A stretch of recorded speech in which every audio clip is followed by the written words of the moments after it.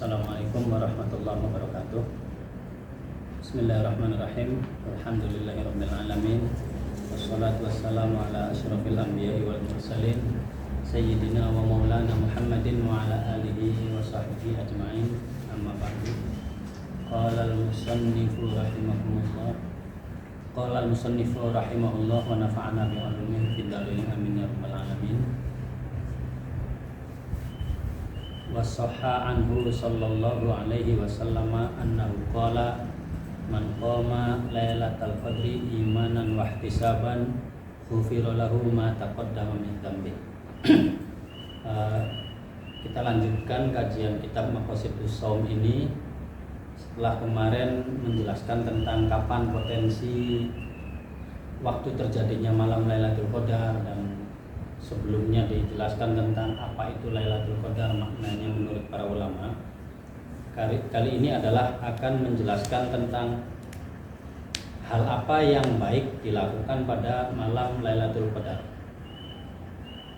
Wasahha lansah anhu saking Kanjeng Nabi sallallahu alaihi wasallam annahu setuhune Kanjeng Nabi iku qala ngendika man utawi sapane wong iku koma ngadeg atau tangi sapa wong, artinya ibadah atau sholat Lailatul Qadri ing dalem bengi Lailatul Qadar imanan kelawan iman wahtisaban lan amrih oleh pahala sang Allah ghufira maka den ampura apa lahu kademan apa ma dosa taqaddama kang mistingin apa ma min dzambihi nyatae saking dosa man.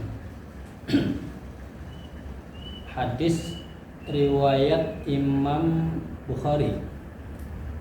Man qoma Ramadanan, man qoma Lailatul Qadri imanan wa ihtisaban ghufira lahu ma taqaddama min dzambi. Barang siapa yang sholat, ulama biasanya mengartikan qoma itu qiyamul lail itu dengan sholat. Kebanyakan ulama, tapi ada sebagian ulama yang mengartikan koma di sini itu adalah melakukan segala hal yang oleh syariat dikategorikan sebagai perbuatan baik. Maka barang siapa yang melakukan kebaikan di malam Lailatul Qadar secara iman dan memang hanya karena ingin mendapat pahala dari Allah, maka dia akan diampuni dosa-dosa yang telah lalunya. Hadis ini memberikan gambaran atau penjelasan tentang beberapa hal. Pertama, tentang koma, artinya bangun malam di Lailatul Qadar. Ulama beda pendapat apakah di sini sepanjang malam beribadah atau yang penting di malam itu ada ibadahnya. Ada yang berpendapat bahwa ya kalau di malam Lailatul Qadar itu yang penting bisa melakukan jamaah sholat isya dan jamaah sholat subuh, maka dia sudah termasuk kategori orang yang mendapat keistimewaan malam Lailatul Qadar, walaupun tidak melakukan ibadah lainnya, tentu termasuk tidak melakukan tarawih sekalipun. Yang penting ini juga menunjukkan bahwa ibadah sholat fardu jamaah sholat fardu pahalanya jauh lebih besar daripada sholat sunnah. Yang penting dia melakukan ibadah sholat isya berjamaah dan sholat subuhnya berjamaah, maka dia sudah tercatat mendapat pahala istimewa sebagaimana yang didapat oleh mereka yang mendapat keistimewaan malam Lailatul Qadar, yaitu apa? Ghufira lahu ma taqaddama min dzambi. Semua dosa-dosa yang pernah lewatnya diampuni semua oleh Allah, dengan catatan melakukannya imanan, atas dasar keimanan kepada Allah, wahtisaban, dan berharap pahala hanya kepada Allah, bukan berharap lainnya. Jadi ibadah dengan tujuan mendapat pahala dari Allah itu bagus, tidak salah. Ada lagi yang berpendapat bahwa untuk memperoleh nilai Lailatul Qadar itu apapun amal baik yang dilakukan, yang penting dilakukan di malam Lailatul Qadar, maka dia akan mendapatkan keistimewaannya seperti berlipat gandanya pahala melebihi pahala ibadah 1000 bulan, apapun bentuk ibadah itu. baik ibadah yang secara dohir nampak seperti ibadah atau yang secara dohir nampak seperti bukan ibadah. Termasuk ya kaum ibu misalnya memasak, mempersiapkan makan sahur untuk suami dan anak-anaknya, itu kan juga ibadah. Atau orang-orang yang membantu membangunkan sahur dengan catatan tidak mengganggu, ya tidak dari mulai jam 12 sampai setengah 4 itu kan mengganggu. Pokoknya segala bentuk ibadah yang memang di mata Allah dicatat oleh ibadah ketika dilakukan di malam Lailatul Qadar, maka dia akan mendapatkan nilai keistimewaan ibadah di Lailatul Qadar. Kenapa? Karena dalam hadis lain Rasulullah menjelaskan, kam min amalin yatasawwaru bi surati a'malid dunya fayasiru min a'malil akhirati bi husnin niyati atau kama qala. Bahwa banyak sekali laku-laku yang nampaknya seperti amal duniawi, tapi dengan niat yang baik maka dicatat oleh Allah sebagai amal ukhrawi, berpahala.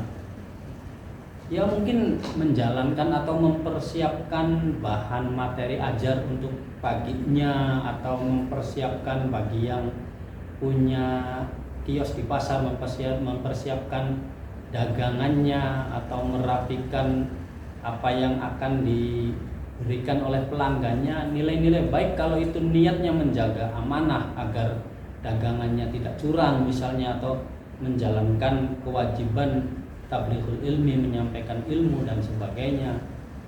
Selama niatnya baik, walaupun nampaknya seperti nampak amal duniawi, tapi akan dicatat oleh Allah sebagai amal ukhrawi. Sebaliknya, nampaknya seperti ibadah, kalau niatnya salah akan dicatat sebagai amal duniawi, artinya tidak berpahala. Kam min amalin yatasawwaru bi surati a'malil akhirah fayasiru min a'malil dunya bi su'in niyah atau kama qala. Hadis ini naskahnya banyak versi.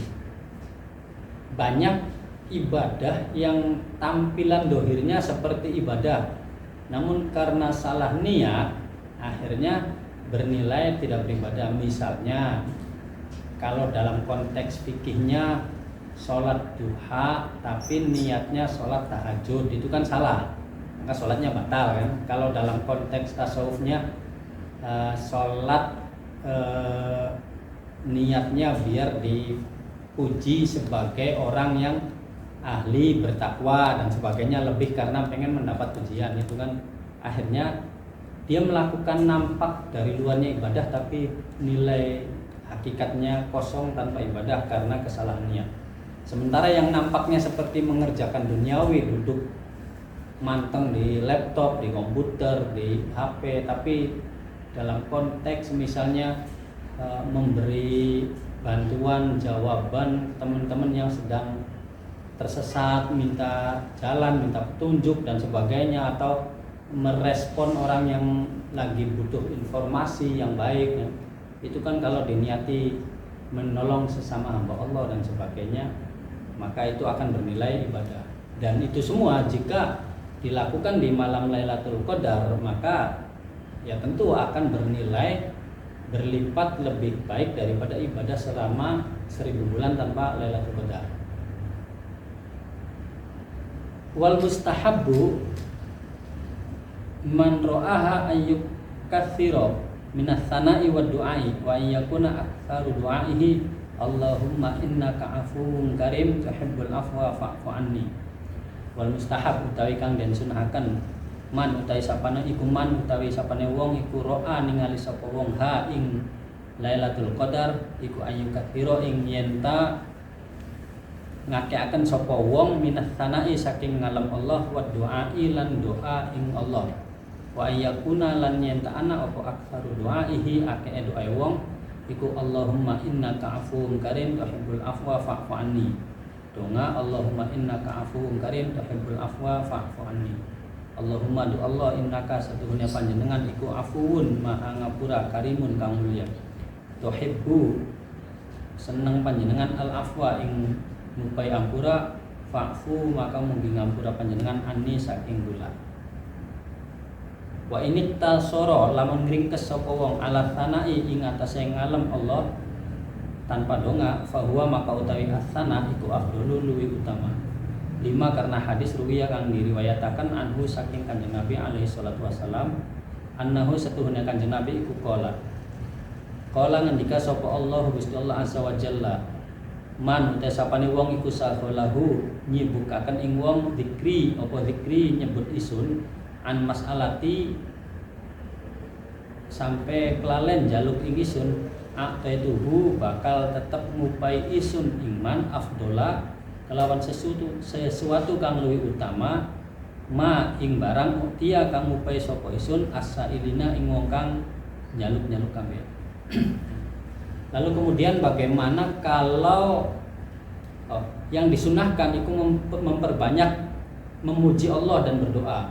Dan yang paling disunahkan adalah apa yang diajarkan oleh Rasulullah, yaitu memperbanyak doa Allahumma innaka afuwun karim tuhibbul afwa fa'fu anni di malam Lailatul Qadar. Bagaimana kalau lebih memilih zikir saja tanpa doa? Itu jelas tetap lebih utama karena ada hadis qudsi yang disampaikan oleh Rasulullah bahwa Allah berfirman, siapa saja yang waktunya habis untuk berzikir kepadaku, memujiku sampai lupa meminta kepadaku, aku akan tetap memberinya sesuatu yang jauh lebih istimewa daripada yang aku berikan kepada mereka yang sibuk berdoa kepadaku. Artinya orang yang memuji Allah tanpa meminta itu jauh lebih besar dapatnya pemberian dari Allahnya ketimbang mereka yang sibuk berdoa meminta kepada Allah. Karena itu jelas jika memilih mana yang lebih banyak dibaca ketika malam Lailatul Qadar yang utama, ya lebih baik memilih memperbanyak zikir. Subhanallah, alhamdulillah, la ilaha illallah, wallahu akbar, sebagainya. Yang paling afdol tentu doa yang diajarkan oleh Rasulullah, yaitu Allahumma innaka afuwun karim tuhibbul afwa fa'fu anni. Demikian, mudah-mudahan ada manfaatnya. Akhirul kalam wallahul muwaffiq ila aqwamit thoriq. Wassalamualaikum warahmatullahi wabarakatuh.